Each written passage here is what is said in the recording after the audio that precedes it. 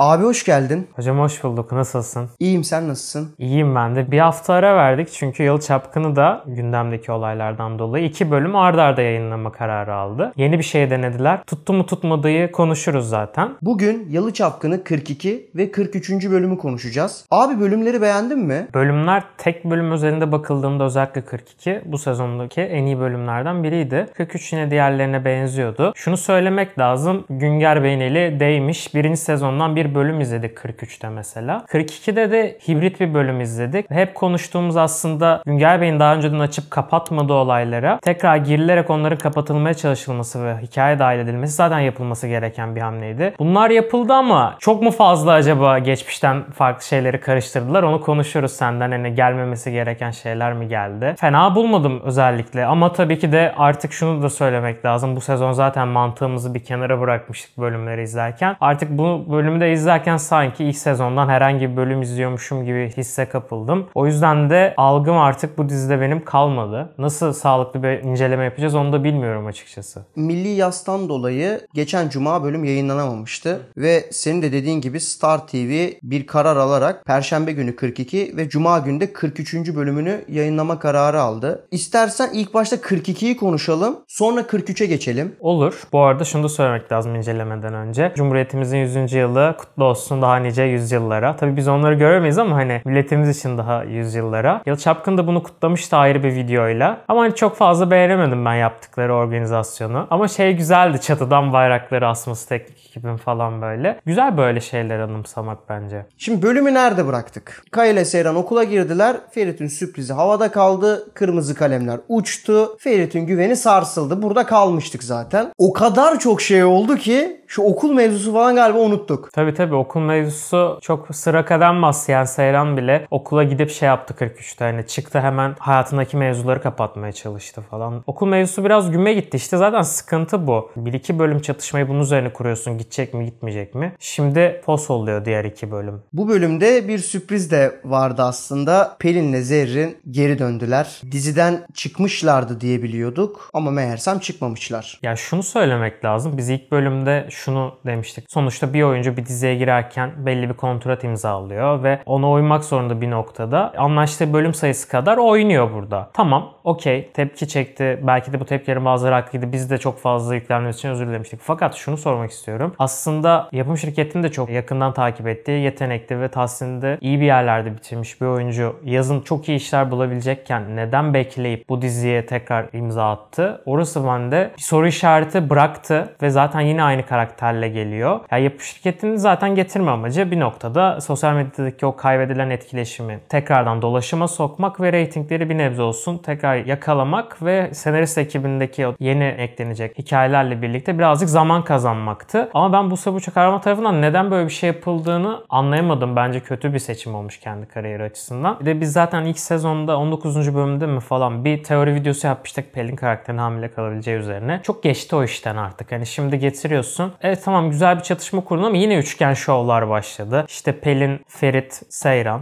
Ortada bir Kaya var. Tamam mı? Kaya da Suna tarafında. Kaya, Suna ve Asuman var. Bir de Abidin abi de falan var. Böyle yine üçgen formüllerine dönüldü. Yine paraleller yazılı geçen sezonki bölümlere. İşte Ferit yine gidiyor eğleniyor. Birisi onu fotoğraf çekiyor. Mevzuları 43'te yaşanmıştı o. Yani genel olarak eskiye bir Günger Bey'in eli değmesiyle birlikte bir dönüş var. Ama sanki Pelin hikayesi bu noktada gereksizdi. Şimdi şöyle Suna'nın değişim hikayesine bir adım atıldı. Güzel bence. Ve Suna hikayesi bir yan hikaye olarak aslında güzel bir şekilde akmaya başladı. Burada ne oldu? Suna'nın yaşadıkları üstünden bakarsak 42. bölümde Seyran'la olan ufak bir çatışması var. Alttan alta işlenen. Bir baba baskısı var. Sen Seyran değilsin, yapamazsın. Bunun üstüne Suna'nın artık hani dayanamayacak noktaya gelmesini görüyoruz. Ve tabii ki de İfakat'in ortaya attığı o klasik çöpçatanlık taktiği var. Ya inanılmaz bir taktik değil mi? Gerçek hayatta da işe yarayan bir taktiktir. İki birbirinden haberi olmayan insana gidip bak o senden hoşlanıyor görmüyor musun falan dersiniz ve bir noktada da olur. 43'te de bunun aslında olduğunu da gördük. Çok kısa bir sürede İfakat bu tohumları ekerek zaten konumu da zayıflamış olan Suna'yı yanına çekti. Kaya'yı zaten kafalayabiliyor. Ya hep konumunu güçlendirmeye çalışıyor. Kazım Ağa da diyor ya bu yıldaki bütün şeyler sizin başınızın altından çıkıyor tarzında. O da ne münasebet canı falan yapıyordu böyle. Gerçekten gerçekten bütün olaylar şu an aslında hemen hemen onun başından çıkmış. Hamile kalmama olayları için ilaç verme falan mevzusu da baktığımızda. Ferit'in en başta evlendirilmesi mevzusu bile onun kararı. Tabii bu hikayeyi aslında açan karakter İfakat. Onun dışında Nüket karakteri 42. bölümde bir intikam oyunu oynadığını söyledi. Ve bizim gördüğümüz o sakin, Kırmızı Oda'daki doktor hanıma benzeyen o Nüket'in Avrupa yakasındaki Şahika Koçarslanlı gibi bir şey olduğunu gördük. Halis'e olan nefretini, İfakat'e olan nefretini dile getirdi. Nüket'in bu değişimi hakkında ne düşünüyorsun? Onun da arka planı doldurulmaya çalışılıyor. Doldurulmaya çalışılıyor ama Suna'daki mevzu gibi değil. Çünkü Suna zaten halihazırda olan bir karakterdi ve bu dönüşüme organik bir şekilde ulaştı. Fakat şöyle bir şey var. Nüket'in zaten planlarından bir şey çıkacağı belliydi. Yani farklı bir karakter olacağı belliydi. Ama bunu hiç bize bölümler boyunca açık açık göstermediler. Kendisiyle aynada daha fazla konuşabilirdi ya da telefon konuşmalarında hani kimle konuştu falan belliydi ama yine de iyi bir insan gibi bize yansıtılıyordu. Bir anda gerçek yüzünün ortaya çıkması bana fazla geçmedi. Bilmiyorum izleyiciler ne düşünecektir. Ama işte Nüket'in böyle psycho olması lazım yani. Tabii aslında bölümün en önemli çatışması Sultan Ferit hikayesinin hatırlatılması. Sultan dedi ki Ferit seni özlüyorum. Ferit dedi ki en küçük hatanı göreyim kapı dışarı edilirsin. Zaten bu cümle bölüm sonunda ne olacağı da bize biraz gösterdi. Ve aynı hikaye paralelinde de ilaç mevzusu devreye girdi bölüm sonuna yaklaşırken. Seyran için mental olarak 42. bölüm çok zor bir bölümdü. Onu daha kötü günler de bekliyor. Şimdi şunu da söylemek lazım. Ferit'e aslında bir cinsel istismar yapmış İfakat Hanım zamanında. Yani ilk birlikteliğini kendi kontrolündeki bir kadın tarafından yaşamasını istemiş Ferit'in. Ferit'in şimdi o dönemlerde çok da bir suç yok yani sonuçta ergen. Ama tabii ki de eli de güçlü değildi zaten. O da İfakat'in dediklerine geri gitti ayakları böyle odadaki konuşmada. Günün sonunda boyun eğmek zorunda kaldı çünkü kendi yalanının ortaya çıkmasını istemiyordu. Tabii 43'te çıktı onlar da. Yapacak bir şey yok. Ferit'in eskiden yaptığı şeyler bugün karşısına kabus gibi çıkıyor. Ardı ardına sıra geliyor. O sahne hakkında ne düşünüyorsun? Mutfakta taşların döküldüğü, herkesin birbirine bağırdığı falan. Ya Yalı Çapkın'ı gerçekten abi evde yüksek sesle izleyemezsin bağırış çağrıştan. 42 ve 43. bölüm tam Günger Bey'in geri döndüğüne çok güzel işaret yapan alttan alta ve tabiri caizse şiddet pornosu diyebileceğimiz bir işe büründü. Herkes herkese bağırıyor, herkes herkese dövüyor. Bir bölümde Seyran 2-3 kere dayak yiyor, yok Suna dövülüyor falan. Herkes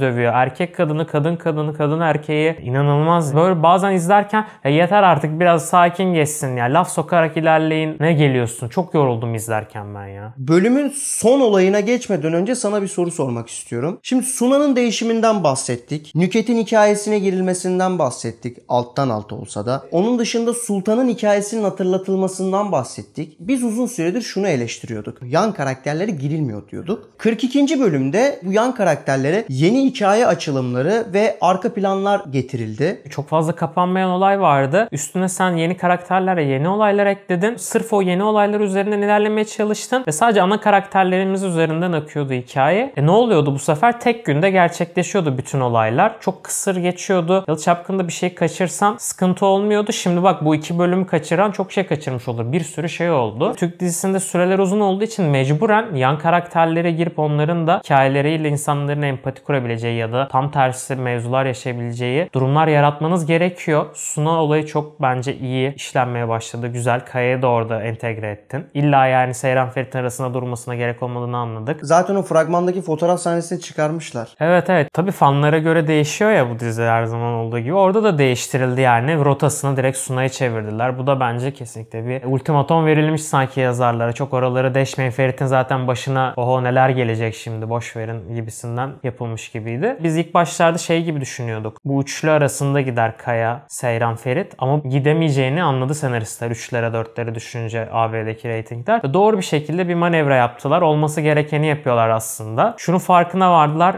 Benim işte Suna diye bir karakterim var. Sultan'ın hikayesi vardı. Dur bari kullanayım onu da. Kolay kolay gitmez bu kadın Yalı'dan. Onun harici İfakat'i daha efektif kullanabilirim. Onun harici Nüket'i farklı olaylara dahil edebilirim. Yine Ferit'e bağlantılı olacak şekilde. Yani yan karakterleri de izlenebilir kılabilirim diye düşünüyorlar. Sonunda yani. Biraz geç oldu ama günaydın diyoruz onlara da. O zaman 42'nin son sahnesine geçelim. Abidin abi dedi ki Ferit gelmen lazım çabuk gel falan derken Ferit gitti ve Pelin'i gördü. Pelin hikayesine zaten bölüm boyunca şey vardı. Yapacak mısın gerçekten Pelin? Yapacak mısın gerçekten? Anladık. De hep yüzünden çekiyorlar şey böyle. Asla boydan almıyorlar ki anlamadım de siyah falan giydirmişler 200 sahnede. Çok iyi. Daha sonrasında da karşılaştılar ve Ferit Pelin'in karnını gördü. Hamile olduğunu anladı. Pelin de 6 aylık hamileymiş. Çocuk da erkekmiş abi. Bizim ilk videolarımızdan biriydi. Pelin hamile mi diye bir video yapmıştık ve orada bir sürü teori konuşmuştuk. Pelin acaba hamile kalacak mı? Bu önümüzdeki 5 bölüm, 10 bölüm, belki 20 bölüm sonra olabilir mi böyle bir şey? Belki 3 bölüm sonra. Olabilir. Çok yakın bir gelecekte olabilir. Çünkü daha fazla aralarına konumlandırılacağı düşünülüyorsa böyle bir şey çıkabilir. Çünkü Pelon'un başka bir kişiyle birlikteliği en azından cinsel anlamda olmadı bu bölüme kadar. O yüzden bu durum olabilir aslında. Olabilir. Ben de Pelin karakterinin hamile kalacağını düşünüyorum. Zaten bu diyalogda geçti yani. Eğer senden çocuğum olmayacaksa ben Pelin'den baba olmak istiyorum diye bir diyalog geçti. Büyük ihtimal Pelin karakteri hamile kalacak. Yani artık bunun labıcımı yok. Şimdi Pelin hamile. Hayırlı uğurlu olsun. Ferit Seyran'dan bir çocuk istiyor. Yarın bir gün Ferit'in yalıda bilinmeyen bir çocuğu ortaya çıkabilir. Bu dizi hakikaten Ferit ve çocuklarına evrilmeye doğru gidiyor sanki. Gerçek hayattaki hikayesinde de böyle şeyler olduğunu sanki anlatmışlardı daha öncesinde. Yani evlilik dışı ilişkilerinden olduğunun altı çizilmişti. Yani dizide sonuçta bir noktada bir gerçekliği anlatıyorsa bu tarz mevzular yaşanacaktır. Ama ben şeyi çok merak ettim. Talih niye geldi o zaman Pelin tekrar dönecekse? Ya beni Tali'ye götür sahnesi neydi peki? İşte Pelin'i falan araması işkiliyken hiç Seyran gelmiyor aklıma. O zaman 43 demişken 43'e doğru devam edelim istersen. 43'e doğru devam edelim hocam. Şimdi 43. bölümle alakalı şöyle bir şey var. Dizinin 55. dakikası falandı. Ben bir tane not almamışım. Ben de çok almadım. Sadece çocuğun erkek olduğu ve işte kızın kaç aylık hamile olduğunu falan böyle bir yazmıştım. Ve hani ne vardı başka ya? Yoktu işte. Yoktu evet, bak gelmedi aklıma bak. Bir şey daha aldım hatırlıyorum ama yok. Bakacağım. Yok, hep ikinci kısımda var ya. Reklam arasından sonraki kısımda var. O 50 dakikayı biz niye izledik? Sürekli yine bağırış çağır. Zaten Yalıda Sultan olayı öğrenildi ki ağzım çıldırdı falan. Mesela 42'deki tempo yine okey bir tempo. Ama 43'teki tempoyu ben anlamadım. Gerçekten bir saat boş. Abi şunu şöyle değerlendirmek lazım. Acilen bir tretmancı lazım bu diziye. Sadece tretmanını yazacak bir kişi lazım. Tretmancı zaten hani şöyle diyelim, diyaloglar harici sahnelerin aslında matematiksel olarak kurgulanmasını sağlayan kişidir ve bunun işi aslında senaryo matematiğinde ritmik olarak akmasını sağlayan kişi bir noktada. Hangi sahnenin hangi sahneden sonra geleceğini ayarlayan kişidir bu kişi. Ve bu dizide şu iki tane sıkıntı var. Duygusal bir sahneden sonra tekrar duygusal sahne veriyorsun. Abi olmaz. Bir güldüreceksin, bir ağlatacaksın. Ondan sonra aksiyonu kesip bu sefer çok durağan bir sahne geçiyorsun. Bu da bir hata. Kurgucu da ne yapsın abi? Bir akış var. Nereye kessin yani? Zaten kesildi çok belli her bölümün birçok yeri. Ayrıca bir de şunu da söylemek lazım. İkinci büyük hata da bir olay başlıyor. 40-50 dakika gidiyor işte. Sultan olayı. Herkes öğreniyor yavaş yavaş. Herkes kızın üstüne yükleniyor falan bilmem ne. Abi gerek yok bu kadarına ya. Yani gerek yok. Çok kısa bir şekilde çözebiliriz bu olayları yani. Tamam, bölümdeki ana şeylerden birisi o olsun. Ama ben bu olayı 50 dakika görmeyeyim. Herkesin tepkisini görmeme gerek yok. Ya Ferit'in 43'teki hali de çok abes geldi bana. Yani şöyle bir cümlesi var Kazım'a diyor. Onun bir sahibi var diyor mesela Seyran için. Ve Seyran'da okey falan gibi bir bakışı var orada. Hani fino köpeğim miyim ben Feritler falan, ne oldu bunlar? Zaten saçma sapan Yalıda çalılıklara falan işedi, böyle saçma sapan şeyler seyrettik. Ferit iyice bozulmaya, artık bu karakter boza bakalım daha neler yapacak. Abi şimdi şunu da söylemek lazım, hani fakat diyor ya eski Ferit'e dönerse ne yapacaksın diyor Seyran'a falan. Ya şimdi şöyle, eski Ferit'ten de halliceydi bu bölüm, daha da kötü hale gelmişti. Mentalinin gitgide kötü olacağını senarist hep işte bunu kullanıyor. Sen de diyordun ya, buradan işte aslında bir kapı oluşturmuşlar. Abi çocuğun zaten psikolojisi bozuk, yaşadıklarını görüyorsunuz, o yüzden böyle davranıyor falan, ama artık yemez abi o. Çünkü nereye kadar kaçıracaksınız? Adam her bölüm başka birini oynuyor. Mert Ramazan olmak istemezdim. Ya çocuk gerçekten aldığı her kuruşun sonuna kadar hak ediyor. Çünkü çok zor abi. Ya geliyorsun, bugün iyi Ferit oynayacağım. Bugün biraz daha iyi Ferit oynayacağım. Bugün ilk sezondaki ilk bölümlerdekinden de farklı bir herif oynayacağım. Abi her bölüm başka birini oynuyorsun. Afra Saraçoğlu'nda da şu zor, her bölüm dayak yemiş makyajı yapmaları lazım kıza. Yani şimdi haberler falan da çıkmıştı memnun olmadığına dair. Abi memnun nasıl olabilirsin ki bu dizide herhangi bir kadın oyuncuysan yani? Habire zaten bir şiddet şeyi var hani. Artık böyle sınırları zorlayan bir diziye döndü. Kafes dövüşü izlemediğimiz kaldı Yalıda. O da olabilir bir gün. Yani bu dizide, yani bu sefer kahraman değilseniz oyuncu olmak zor. Ha, şunu konuşalım. İşte bak, bu da değişimin emarelerinden birisi. Gülgün şimdi Seyran'ın yanında değildi. Seyran'ın yanına geçti. Eski haline döndü. Kazım Ağa eski haline döndü. Ferit ile Kazım ilişkisi de en eski hallerinden birine döndü falan. Yine her karakter değişti. Hiçbir olay yok ama olan yani. Bu kadar herkes değişecek kadar değişen bir olay yok. Kaya bile değişti çocukcağız ya. Yani şurada şöyle ilginç durumlar var. Sultan'ın olayını Kazım öğrendi. Ferit'e res çekti, tehdit etti. Dedi ki okul mevzusunu kapat, çocuk mevzusunu devreye sok dedi. Yoksa dedi her şeyi Seyran'a anlatırım, ilişkiyi bitiririm dedi. Hani 2 bölüm önce bunlar canım ciğerim falan takılıyorlardı. Ne oldu? Abi ben şey de anlamıyorum. Sultan olayı önceki bir olay ya. Neyi etkileyebilir ki hikayede? Ben onu çok çözemedim. Sanki hala şu an Ferit takılıyor Sultan'la. Ben onu çok anlamıyorum. Seyran'dan önceydi bu olaylar. Ama sanki Kazım onlar evliyken takılmışlar gibi algıladı. Öyle anladı ya. Ferit de diyebilirdi. Kazım onlar çok önce olaylardı falan yani. Benim ne yaşadığımı biliyor musun deyip orada bir duysal sahne yaratabilirdi yani. Bana ne yapmış bu halamlar biliyor musun falan diyebilirdi yani. Kendisini de orada savunmadı. Zaten 43'ün sonunda da konuşacağımız gibi Seyran öğrendi bütün olayları artık. İşte boş bir çatışma eklemişler. Bu bölümde yine bir Pelin mevzusu devrede. İntikam ateşiyle yanıp tutuşan bir Pelin var. Ve çok daha akıllı bu sezon değil mi? Tabii. Hiç o eski saflığı falan yok. Ferit'e işte meşgulüm falan diyor. Yok dayı mevzusunu falan anlatıyor. Tabii Pelin tarafında şöyle bir ekstra durum var. Pelin'in dayısı diziye giriyor. Ve bir tek dayısı girmiyor. Dayısının kızı, isminin Pırıl olduğunu öğrendiğimiz Pelin'in kuzeni diziye girdi. Onun dışında dayısının 2 tane eşi varmış. Onlar aynı evde yaşıyorlarmış hep beraber. O da diziye girecek gibi gözüküyor. Aynı zamanda Pelin ve Zerrin bu herkesin yaşadığı akraba evine taşınacaklarmış falan filan. Kız bir girdi, pir girdi tekrardan. Bütün ailesini soktu galiba diziye. Aşiret geldi ya diziye yani. Şu için mi yapıldı o zaman diğer aile? İhsanlıları sen Pelin'in bu ailesi girecek diye mi çıkarttın diziden? Ben onu düşünmeye başladım. Şimdi şeyi anlamadım. Habire Pelin'e ilk sezondan beri birileri geliyor. Yok erkek arkadaş geliyor. Yok yeni bir karakter geliyor. İşte kuzeni muzeni geliyor. Ferit'le kanki olan kuzeni işte. Birileri geliyor. Kız tam çıktı demişken bu sefer arkasıyla geldi falan. Yani bilmiyorum. Kim izleyecek bu hikayeleri? Zorla izleyeceğiz işte diyorum ya. Nereden başladık bu düştük şu batağa da çıkamıyoruz. İşin garibi çok fazla insan zamanında başlamıştı. O yüzden onlar da çıkamıyorlar. Öyle bir sıkıntı da var. Herkes batakta şu an yani. Ferit çocuk haberinden sonra ve Yalı da onun üstüne geldiğini düşünerek Yalı Çapkını modunu yavaştan açarak partilemeye gitti. Ve burada da bir oyunun içine alet edildi. İlk sezondan gördüğümüz Ferit'in arkadaşı videoya çekti ve bir kız da Ferit'i öptü. Aylar öncesinden izlediğimiz bu gazeteye düşen habere benzer bir şey ortaya çıkacak yine galiba. Yani yine bir döngünün içine hapsolmuş gibi duruyor orası sanki. Evet işte ilerleyen bölümde de o çatışma üzerinden gidecekler biraz herhalde. Her şey bir noktada patlayacak ama Ferit'in başına. Yani Seyran'ın özellikle Pelin hamileliğini öğreneceği zaman ve bütün evdekilerin bunu öğreneceği zaman işler çok fena çığırından çıkacağı benziyor. Onun dışında Halis İfakat'i dövdü. Yani dizide herkes birbirini dövdüğü için çok artık şaşırmıyorum yani. Dicle ile Sultan Yalı'yı terk etti abi.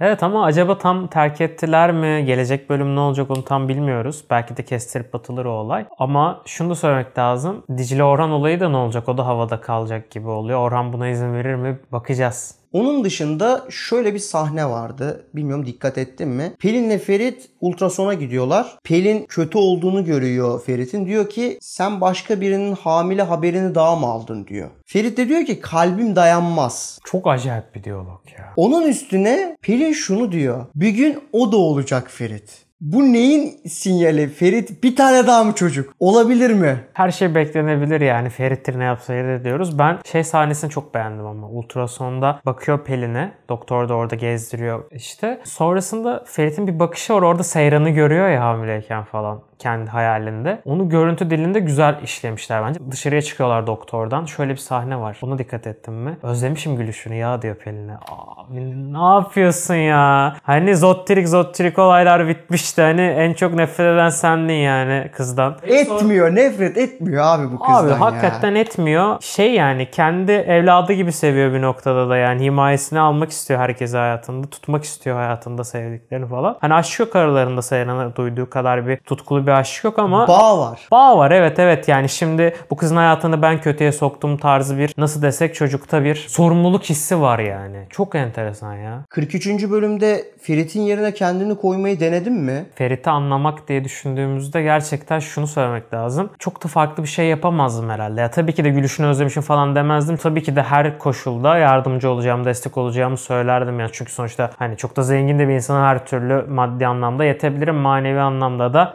ailemin izin vereceği şekilde etmeye çalışırdım ama hani şey bana çok enteresan geldi. Kızı sen 6 aydır aramıyorsun. Bak intihara teşebbüs etti. Onlara hiç arayıp sormuyorsun ki zaten o dönüşen Ferit zaten arayıp sormazdı. Şimdi özlemişim tavırları falan yok. Sarhoşken Pelin'i araması, oradan doktor mevzusu çıkması falan. O zaman dizinin önemli çatışmalarından, önemli hikayesinden birine geçelim. Kaya Suna mevzusu. 42'de siz ikiniz de birbirinizi seviyorsunuz'a getirdiği fakat ondan sonra bu ikisinin arasında bir kıvılcım doğdu. Kapalı çarşıda bir date yaptılar bunlar. Biraz çalkantılı bir date'ti ama. Şiddetli bir sahne. Yine işte kurtarıcı rolünde bir erkek karakter var ve benim için mi kavga ettin diyen bir kız var. Daha sonrasında da birbirlerine açılan bir çift görüyoruz. Her şey sadece bir tesbihten mi başlıyor? Tesbihin taşlarının dökülmesiyle birlikte başlıyor. Aman Allah'ım. Ne izliyoruz falan. Ama güzel. Yani ikisinin arasındaki uyumu ben beğendim. Yani hikaye ne kadar kötü işlense de. Ne kadar iyi dövüşüyor Kaya bu arada. Ya bu Korhanlarda genetik herhalde bu kapışma yeteneği. Acayip yani. Sonrasında Suna yarasına merhem oldu. Evet. Hem fiziksel anlamda hem de ya onu çok anlamadım. İfakat'ın merhem vererek işte merhem ol falan yani. Geceme gündüz ol falan mı oluyor? Ne oluyor yani? Hani çok enteresandı. Konuştular ettiler. Suna ilk başta orada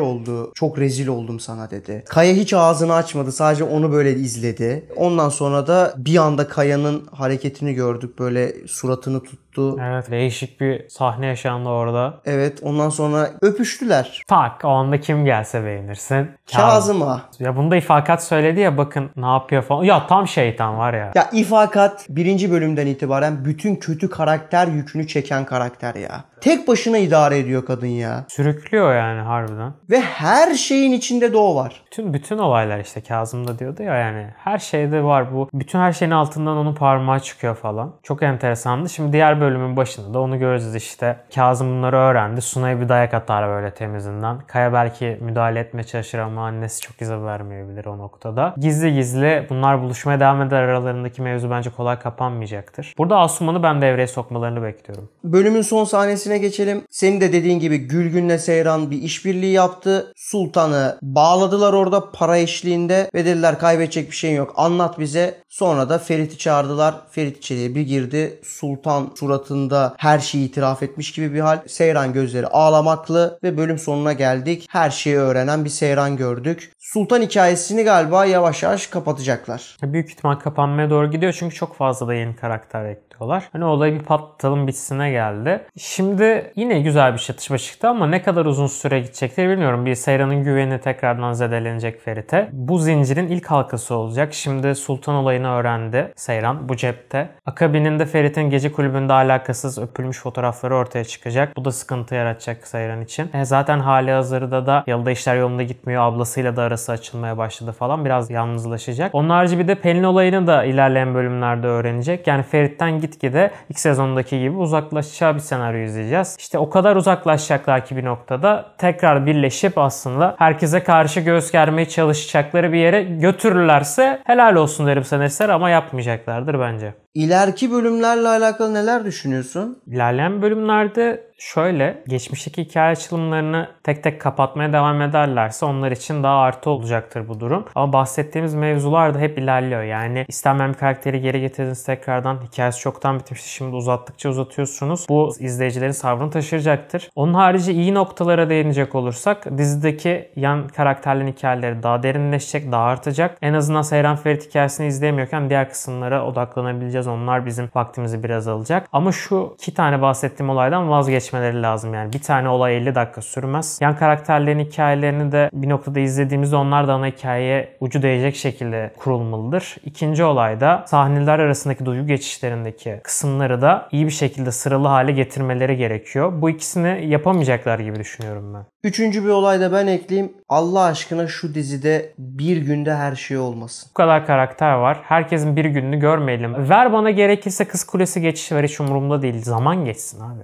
Teşekkürler abi. Ben teşekkür ediyorum. Videolarımızı büyük bilgiyle izliyorsunuz. Bize daha onore oluyoruz böylece sizin beğenilerinizle ve kanala abone oluşlarınızla. Bu videoda da tekrar eskisi gibi kanala abone olmayı ve videoyu beğenmeyi unutmayalım. Görüşmek üzere. 100. yılımız hepimize tekrardan kutlu olsun.